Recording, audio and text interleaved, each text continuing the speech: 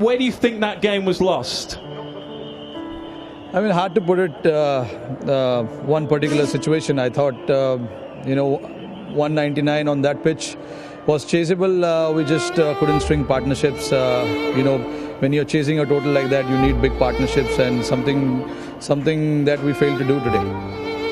If we just run through the game, Rohit, I mean, obviously started with the ball. We talk a lot about Bumrah perhaps not opening with the new ball. Can you give your reasoning for that? I mean, there's no particular reason to it. It's just that whatever we feel as a team we need to do, we try and do that. We try and put team before the individual, and with seeing their batting lineup, they bat quite deep. So it's important to hold your key bowlers towards the back end. We know how many runs has been scored on this pitch, on this particular ground. So keeping that in mind, that is how Mumbai Indians has worked. We always try and keep Bumrah for the back end, it didn't seem to work out. I mean, we bowled pretty well, but the others need to just pull up their socks a little bit.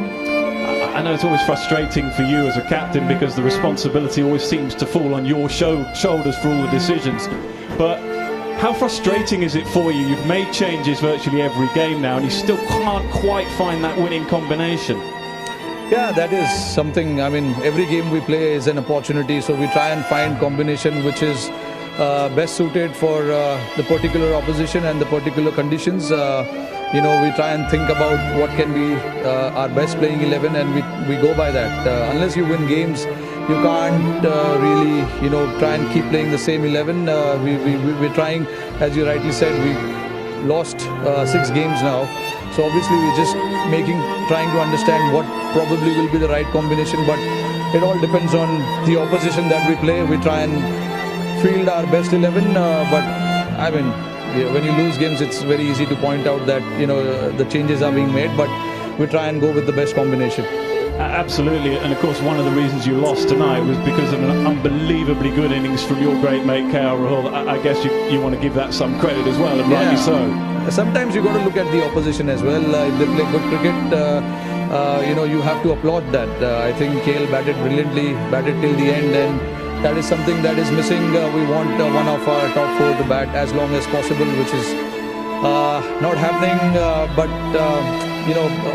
really, don't want to look too much into it. I know we haven't won a game yet, but we need to keep our heads high.